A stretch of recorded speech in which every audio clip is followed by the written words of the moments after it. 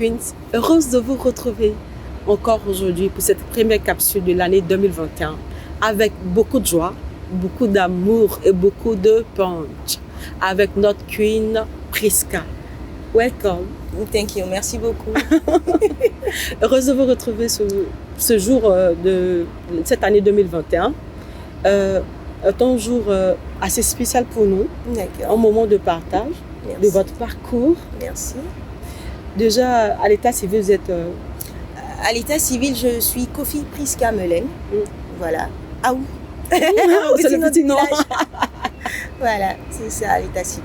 Vous êtes humoriste, vous avez un beau parcours. Humoriste, artiste. Ouais, chanteuse et chanteuse, multicasquette. Oui. Bon, en fait, racontez-nous. En fait, Prisca débute la musique très tôt. À l'âge de 13 ans déjà, je suis la première rappeuse de Côte d'Ivoire. Oh. Donc, je forme un groupe avec mon grand frère Isaac Alert. Le groupe s'appelle Système d'Alarme. Donc, on sort le premier album en 97. En 2000, on sort un deuxième album où on reprend la chanson de Alpha Blondy et tout. Après, c'est il y a une énorme section en plus. Voilà. Et puis après, moi, je commence à faire carrière solo. Je fais plein de trucs à gauche, à droite, notamment avec le Boing Yo-Yo-Yo, Nash, Zongo et tout. Après, je participe à un collectif panafricain qu'on appelle Aura, avec Awadi, le groupe Yélène et tout. Et puis après, je me découvre une passion d'animatrice radio. Donc, je commence à animer sur des radios. Un peu plus tard, je vais à Bamako et je deviens présentatrice télé sur Africa Télévision. Voilà, et Maïcha. Et voilà, après, je reviens humoriste, actrice et voilà. Une femme forte et accomplie. Voilà. D'accord. Et depuis, on va dire, dès l'âge de 2 ans, vous perdez votre mère avec un père qui est quasiment absent. Comment vous vivez cette période assez sombre de votre parcours? Je perds ma mère très tôt, donc je ne connais pas ma mère. J'ai presque pas de photos même d'elle et tout. Ouais. Et donc je grandis ça et là, je fais les tantes et tout. C'était assez difficile parce que apparemment je ressemble énormément à ma mère.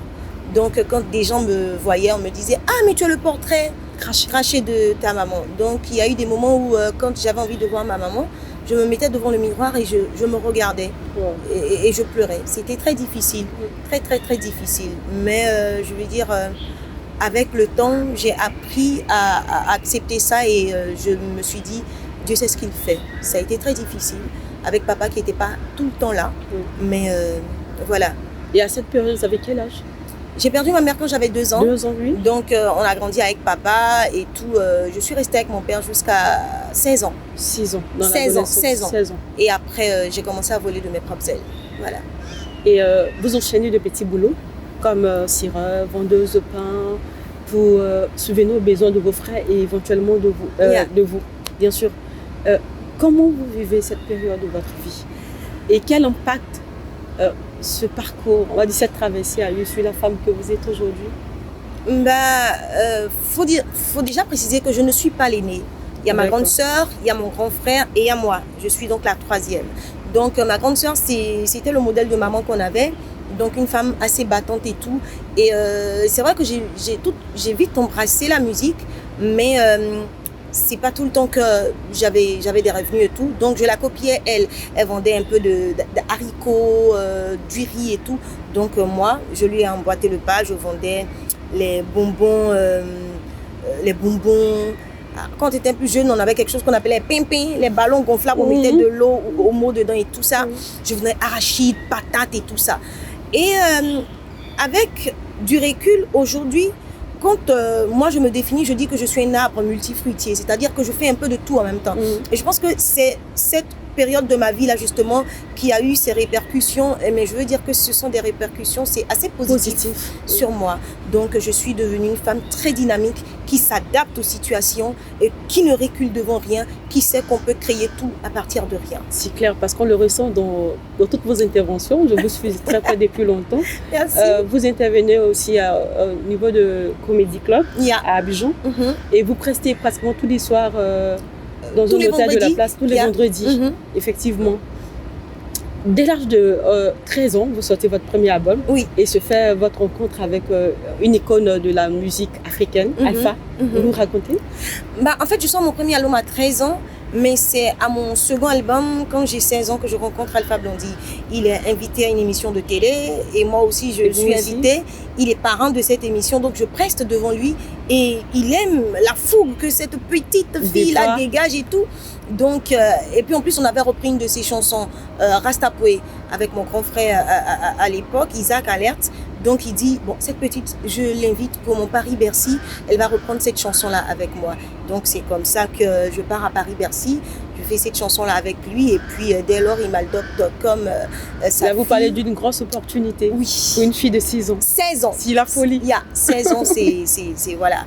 Paris-Bercy, il y a des artistes qui toute leur carrière n'ont pas joué là-bas et jusqu'à aujourd'hui ça m'ouvre des portes. Donc voilà. Je l'ai pris comme mon papa, il m'a pris comme sa fille et jusqu'à aujourd'hui, j'ai l'opportunité d'être en contact avec lui. Un très beau parcours pour une fille de 6 ans. Ensuite, quels aujourd'hui les défis dans ce parcours que vous avez un parcours atypique. Vous partez de rien, c'est vrai, et vous parcourez aussi pas mal de pays comme le Mali, où vous allez avec des collègues pour juste quelques jours et vous restez 5 ans. Vous avez une belle histoire là-bas avec ce pays-là. Quand vous faites une rétrospection jusqu'à aujourd'hui, quels sont réellement les défis auxquels vous avez été confrontés? C'est-à-dire la chose qui certainement a failli vous faire lâcher tout quitter, les frustrations, mais vraiment les réelles frustrations, parce qu'on n'en parle pas assez, mais beaucoup de femmes entrepreneurs sont confrontées à beaucoup de réalités, beaucoup de souffrances. Le problème qu'on rencontre, c'est juste que nous sommes des femmes. Et à des moments, on a l'impression qu'être une femme, c'est avoir commis un crime, quoi. Parce que quand un homme vient, on prend ses aptitudes en considération en premier lieu. Quand une femme vient, quel que soit ce qu'elle a en tête, quel que soit ce qu'elle est, on veut d'abord faire passer sa féminité avant tout. Donc, on lui propose, par exemple, de sortir avec elle, des trucs comme ça. Donc, moi, c'est ça qui m'a réellement frustrée, qui m'a freinée à des moments. Parce que comme les gens m'ont vu grandir, à des moments, il y a des tontons. Quand je les appelais tonton, ils me disaient non, mais quand tu as grandi, tu es devenue une femme. Donc tu ne m'appelles plus tonton, écoute, parce qu'on peut passer à autre chose avec toi. Donc il est arrivé un moment où je me suis assise, j'ai pleuré et j'ai dit, je ne veux plus. Je sors de ce milieu parce que j'ai du talent. Voilà, j'ai du talent, je ne comprends pas pourquoi on veut que je baisse la culotte. Alors qu'il y a des hommes qui viennent, on les aide, il y a d'autres personnes qu'on aide et voilà. Ça a été ça mes plus grandes frustrations et voilà. Mon plus grand défi, ça a été que non, je vais avancer sans baisser la culotte. Je vais avancer parce que j'ai confiance en moi, parce que j'ai confiance en Dieu et parce que j'ai du talent. Donc, c'est ça le défi de ma vie, avancer sans se corrompre. Voilà. Et faire confiance à votre instinct, au dépôt que vous transportez. Bien sûr. Parce que vous avez un énorme talent. Aujourd'hui, vous l'exploitez au-delà de la Côte d'Ivoire. Nous sommes très très fiers de vous, du parcours que vous avez fait jusqu'ici. Déjà, quel est votre mot de fin? Mais avant cela, quel est le conseil de grande sœur Prisca, humoriste, qui a un beau parcours? Qu'est-ce que vous pouvez donner à ces jeunes femmes aujourd'hui qui vous regardent, c'est toutes ces queens? Ce que je peux leur dire, c'est que rien ne leur sera donné. Il va falloir qu'elles prennent, qu'elles arrachent. Il faut aller chercher. Voilà, il faut aller chercher. Il ne faut pas oublier que nous sommes des femmes et une femme, c'est comme une lionne.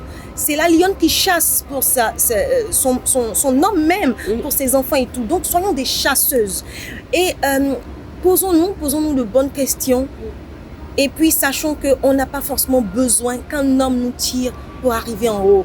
Un homme peut venir nous aider à nous positionner, mais on a quelque chose en nous qui peut nous permettre de nous réaliser. Et puis, arrêtons d'attendre que les gens nous donnent les moyens. Utilisons les moyens du bord. Voilà. Si tu n'as pas la politique de tes moyens, tu fais la politique avec ce que tu as. Voilà. Donc, arrêtons d'attendre. Avec 1000 francs, on peut commencer quelque chose. 1000 francs peut devenir 2000. 2000 peut devenir 4000. 4000 peut devenir 8000. Arrêtons de nous trouver des excuses pour rester là. Voilà, bougeons. Vous pensez que beaucoup de femmes se victimisent? Beaucoup de femmes se victimisent et beaucoup de femmes disent non, c'est à cause des enfants. Non, c'est à cause... Non, non. Les seules barrières qu'on a, c'est les barrières de notre esprit. Voilà. Il faut qu'on arrête. Nous sommes puissantes, même plus que les hommes. Parce que si Dieu trouvait que les hommes étaient suffisamment puissants, il allait s'arrêter à là, dans la création. Mais il a dit, il faut que je lui fasse une aide. Et il a fait la femme. Donc il faut qu'on se connaisse, on est puissante, on a quelque chose de magnifique, d'extraordinaire. Voilà. Merci à vous, les queens, qui avez pris beaucoup de plaisir à partager ce moment enrichissant avec vous. On espère que cela vous a fait un grand bien et on vous souhaite plein de succès pour cette année 2021. N'oubliez pas, restez fortes. Vous êtes des lionnes, comme l'a dit Prisca. Vous êtes des mineuses. Vous êtes des femmes, des porteuses de vie. Vous n'êtes pas, c'est pas un accident, comme elle a dit. Vos voix portent et vous êtes cette essence de la vie. Pour cette année 2021, nous vous souhaitons beaucoup de succès, une avalanche d'opportunités dans tout ce que vous faites. Et on vous dit à très très bientôt pour une nouvelle capsule avec une autre Queens.